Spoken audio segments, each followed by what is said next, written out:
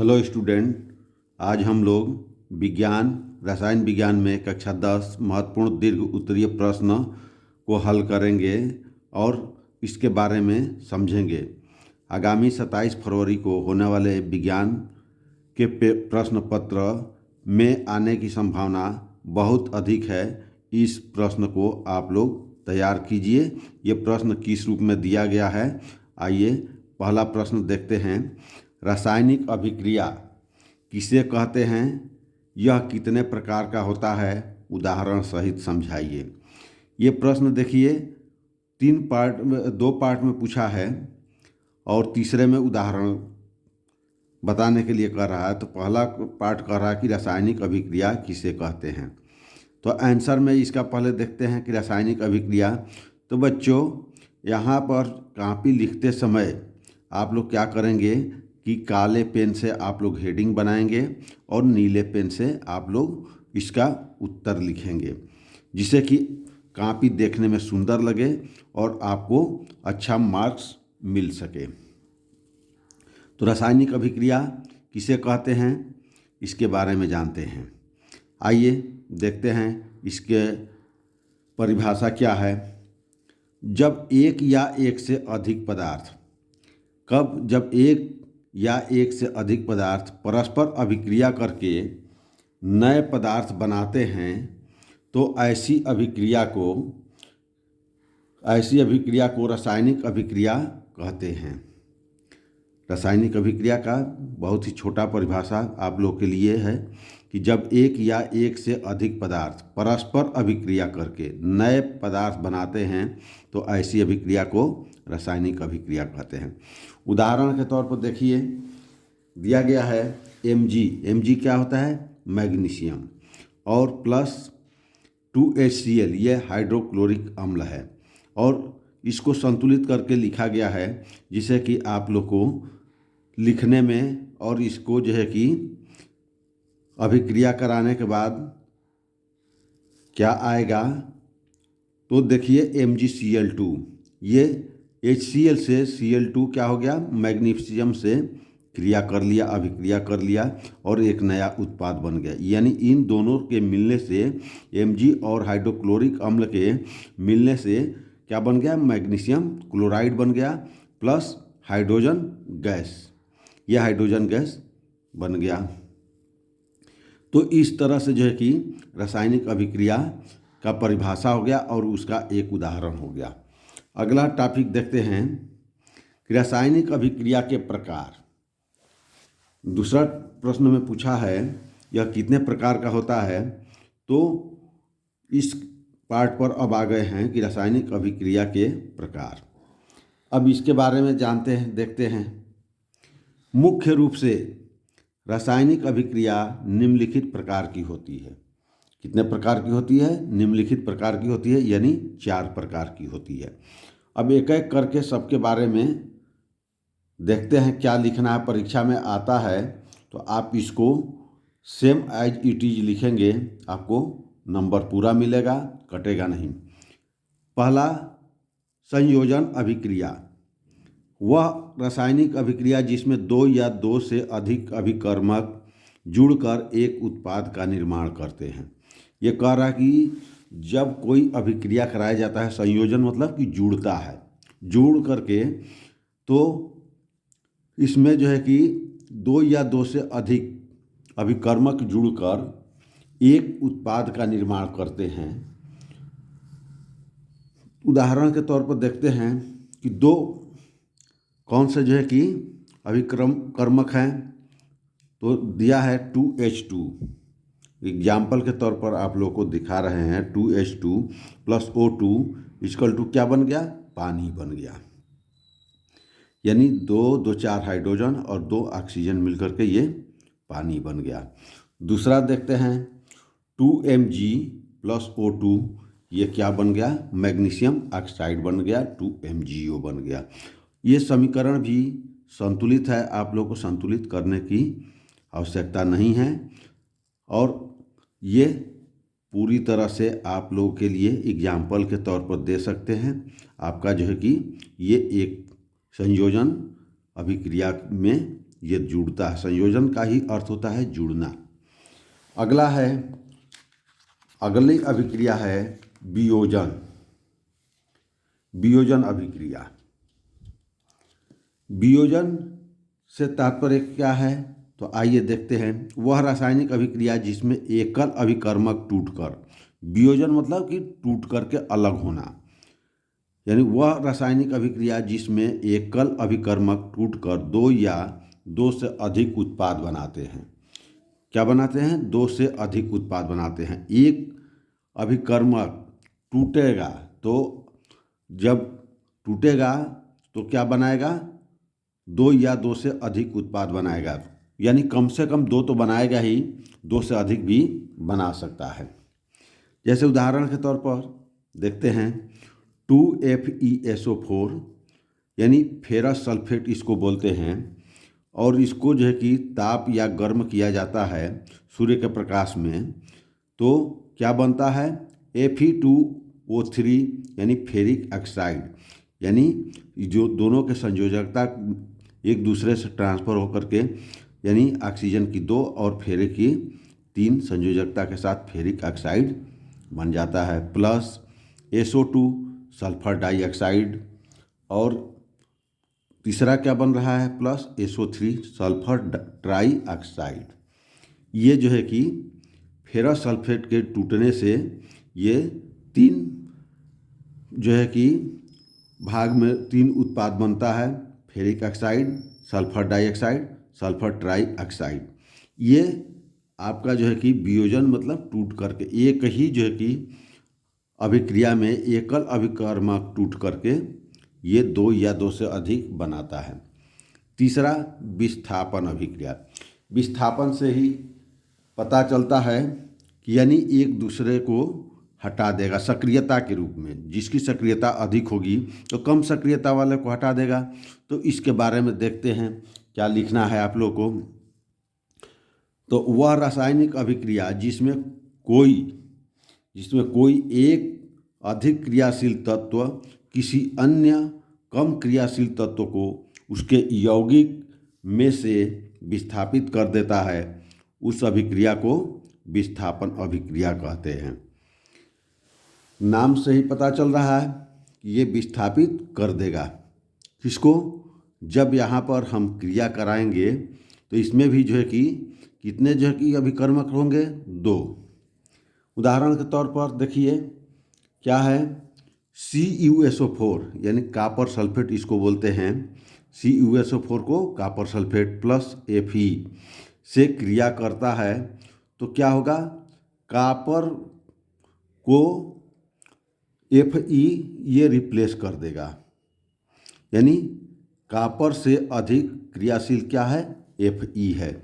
इसलिए कॉपर को हटा करके सल्फेट के साथ Fe क्रिया कर लिया, जुड़ जाता है और प्लस कॉपर अलग हो जाता है। यहाँ पर भी दो है, कॉपर सल्फेट प्लस Fe, और यहाँ पर फेरस सल्फेट और कॉपर। तो यहाँ पर कॉपर सल्फेट प्लस फेरस के साथ, तो यहाँ पर फेरस जो है कि अधिक क्रियाशील है और FeSO4 बना लेता है और प्लस Cu को विस्थापित कर देता है। तो इस तरह से इसका एग्जाम्पल ये हो गया। अगला है चौथा द्विविस्थापन अभिक्रिया। द्विविस्थापन अभिक्रिया क्या हो रहा है कि यानी 2 तत्व होंगे, उसमें से जो है कि आयन के रूप में जो है कि परिवर्तित हो जाएंगे। यानी वह रासायनिक अभिक्रिया जिसमें अभिकारकों के बीच आयनों का आदान प्रदान होता है। यानी जब भी कोई भी अभिक्रिया होगी या कोई भी जो है कि आयन का आदान प्रदान होगा तो प्लस और माइनस दोनों होगा, और दोनों जुड़ करके फिर आगे क्रिया करके एक दूसरे के आयन के रूप में आदान प्रदान कर लेते हैं। जैसे देखिए sodium sulphate Na2SO4 plus BaCl2 barium chloride, ये दोनों क्रिया करके, यानी इसमें देखिए Na2 और SO4, यानी SO4 की संयोजकता जो है कि 2 होती है और Na की 1 होती है।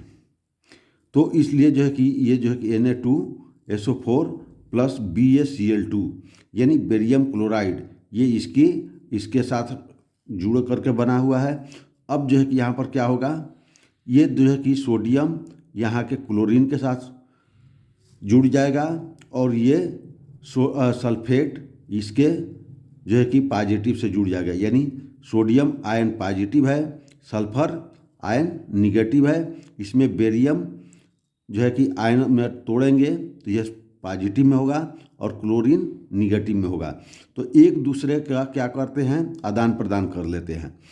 तो इसमें क्या हो जाएगा, Na2 के साथ इसका Cl2 यानी इसके आयन इसके साथ क्रिया करके जुड़ जाता है तो 2NaCl हो जाता है। 2NaCl हो गया प्लस Ba इसके SO4 से जुड़ जाता है तो क्या बन गया, बेरियम सल्फेट। तो इस तरह से ये प्रश्न को इतना ही लिखना है और ये प्रश्न आता है बोर्ड परीक्षा में 6 नंबर का। 4 केवल रासायनिक अभिक्रिया लिख देना है और रासायनिक अभिक्रिया के परिभाषा उदाहरण जो इसमें दिया गया है इसको कर देंगे, आपको 6 नंबर पक्के मिल जाएंगे, ये कटेगा नहीं।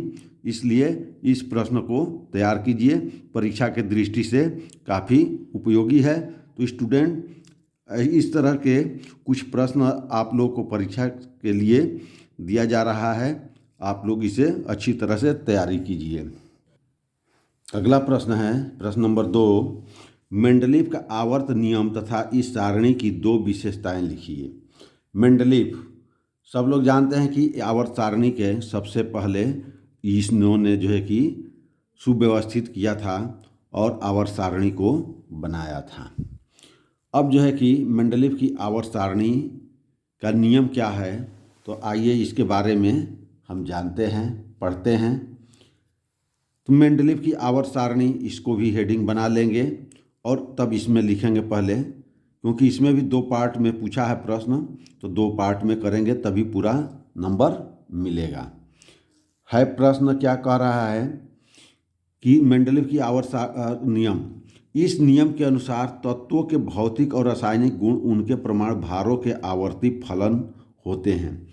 यानी जितने भी तत्व आवर्त सारणी में मेंडलीव के द्वारा जो है कि सुव्यवस्थित किया गया है वो उनके भौतिक और रासायनिक गुणों और उनके परमाणु भारों के आवर्ती फलन यानी एक क्रम के बाद और एक निश्चित जो है कि चलने के बाद वो क्या होते हैं, पुनः से जो है कि स्टार्ट करते हैं। अर्थात तत्वों को उनके परमाणु भारों के बढ़ते क्रम में रखने पर समान गुणों वाले तत्व नियमित अंतराल के बाद आते हैं। यानी सभी एक जैसे गुण वाले परमाणु भार वाले तत्व एक नियमित अंतराल के बाद आते हैं तो उसमें कंटिन्यूटी बनी रहती है, जितना डिफरेंस है उतना डिफरेंस बना रहता है।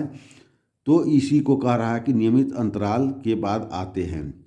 तो इसमें यही लिख देना आवर्त नियम क्या है कि इस नियम के अनुसार तत्वों के भौतिक और रासायनिक गुण उनके परमाणु भारों के आवर्ती फलन होते हैं। परमाणु भारों के आधार पर मेंडलीव ने जो है कि इस सारणी को बनाया था। अर्थात तत्वों को उनके परमाणु भारों के बढ़ते क्रम में, यानी शुरू से लेकर के आगे बढ़ते क्रम में इससे जो है कि समान गुणों वाले तत्वों नियमित अंतराल के बाद आते हैं। ये मेंडलीव के आवर्त नियम हो गए। अब दूसरा इसमें पूछ रहा है कि इस सारणी की 2 विशेषताएं लिखिए। 2 ही विशेषताएं पूछ रहा है तो दोनों विशेषताओं के बारे में हम देखते हैं यहाँ पर। तो विशेषताएं फिर हेडिंग बनाएंगे और इसमें पहला लिखेंगे तत्वों के गुणों के अध्ययन में सुविधा।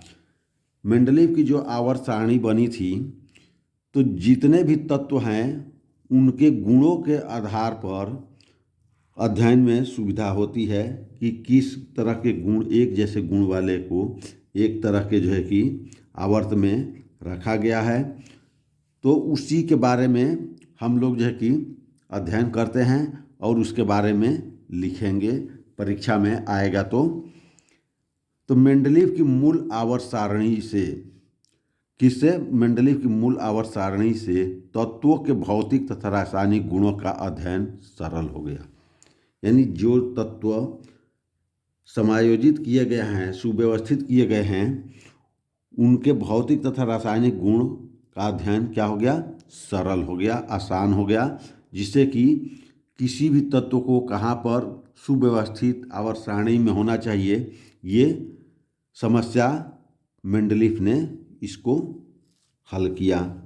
चूँकि समान गुणों वाले तत्वों को एक ही समूह में रखा गया है, समान गुणों वाले यानी एक जैसे तत्वों का जिनका गुण होगा, उन तत्वों को एक ही समूह में रखा गया है, उनको अलग अलग समूह नहीं बनाया गया है।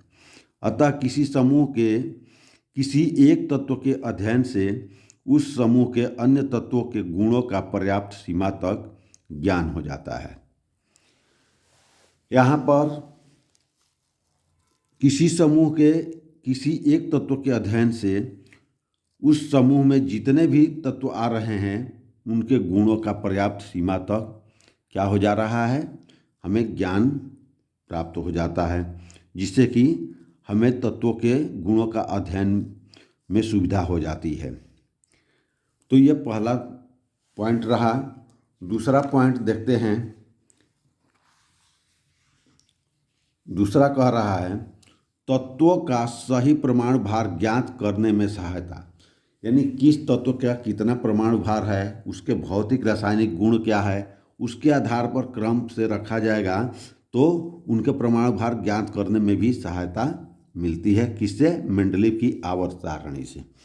तो इसमें पहला कह रहा है तत्वों का, तो सन 1869 से पहले, यानी जब मेंडलीव की आवर्त सारणी का खोज नहीं हुआ था उसके पहले, कह रहा है कि सन 1869 से पहले बेरिलियम का परमाणु भार 13.5 माना जाता था। कितना माना जाता था परमाणु भार? 13.5। फिर बेरिलियम के गुण मेंडलीव की मूल आवर्त सारणी के द्वितीय समूह के तत्वों के गुण समान है, यानी आवर्त सारणी के द्वितीय समूह के तत्वों के गुण के समान है। किसका? बेरिलियम का। अतः मूल आवर्त सारणी में बेरिलियम द्वितीय समूह में कहा जाता है, बेरिलियम द्वितीय समूह में स्थित होना चाहिए। किसके अनुसार? मेंडलीव के अनुसार। इस स्थिति में बेरिलियम का परमाणु भार लिथियम के परमाणु भार 7 तथा बोरान के परमाणु भार 11 के मध्य होना चाहिए। ये मेंडलीव की आवर्त सारणी से और उसके समूह में रखने से पता चला कि इस बेरिलियम का परमाणु भार किसके बीच होना चाहिए, यानी लिथियम और बोरान के बीच होना चाहिए। लिथियम का 7 तथा बोरान के 11 के मध्य होना चाहिए। इससे मेंडलीव ने निष्कर्ष निकाला कि बेरिलियम का परमाणु भार 13.5 नहीं है, क्योंकि इन्हीं के बीच में ये अवस्थित हो रहा है। तो ये जो है कि 13.5 इन दोनों से बाहर चला जाता है, यानी 11 जो बोरान का परमाणु भार है उससे अधिक चला जा रहा है, जो मेंडलीव की आवर्त सारणी के पहले माना जाता था। लेकिन मेंडलीव ने इन दोनों तत्वों के बीच के मध्य होना चाहिए ये माना, तो उन्होंने कहा कि अब जो है कि बेरिलियम का परमाणु भार 13.5 नहीं है, यानी उन्होंने इस परमाणु भार को क्या कर दिया, गलत साबित कर दिया। कब? 1869 के पहले जो माना जाता था उसको इन्होंने अपने सारणी के द्वारा गलत साबित कर दिया। बल्कि अब इन्होंने नया परमाणु भार क्या निकाला, बल्कि 9.4 है। इसके बाद प्रयोगात्मक परीक्षण किया गया तो परीक्षणों द्वारा यह सिद्ध हो गया है कि बेरिलियम का परमाणु भार एक्चुअल में यानी लगभग 9 है, यानी 9 के बराबर है। तो इस तरह से जो पहले बेरिलियम का जो है कि स्थान फिक्स नहीं हो रहा था, तो मेंडलीव के आवर्त सारणी से यह सुव्यवस्थित और इसके परमाणु भार का सही ज्ञान हुआ। इस प्रकार अब आगे देखते हैं। इसी प्रकार मेंडलीव की मूल आवर्त सारणी से कुछ अन्य तत्वों के सही प्रमाण भार ज्ञात करने में सहायता मिली। यानी बेरिलियम का ही नहीं, अन्य तत्वों के परमाणु भार के बारे में भी सही जानकारी मिला। तो इस तरह से इन प्रश्नों को, आज 2 प्रश्न दिया गया है, दीर्घ उत्तरीय प्रश्न। आप लोग इसे बढ़िया से पढ़िए, इसको परीक्षा के लिए तैयार कीजिए। परीक्षा में आने की संभावना अधिक है और इसे आप लोग अवश्य पढ़िए। अगर इस प्रश्न का उत्तर आप लोग को अच्छा लगा तो आप इसे सब्सक्राइब कीजिए, लाइक कीजिए, कमेंट कीजिए, शेयर कीजिए। स्टूडेंट, परीक्षा बहुत ही नज़दीक है और विज्ञान का पेपर आप लोग को 27 फरवरी को है, तो इसलिए विज्ञान के क्वेश्चन आप लोग पूरी तरह से कंप्लीट कीजिए। और मेरे पहले वीडियो में ऑब्जेक्टिव और मॉडल पेपर में जो क्वेश्चन दिए गए हैं उन क्वेश्चनों को आप लोग तैयार कीजिए। परीक्षा में आपको सफलता और अधिक अंक प्राप्त कराने में सहयोग मिलेगा। तो आप लोग इसको अधिक से अधिक जो है कि अध्ययन कीजिए, पढ़िए, चाहे वीडियो देख करके या वीडियो देख करके इसका नोट्स बना लीजिए और इसको तैयार कर लीजिए। धन्यवाद।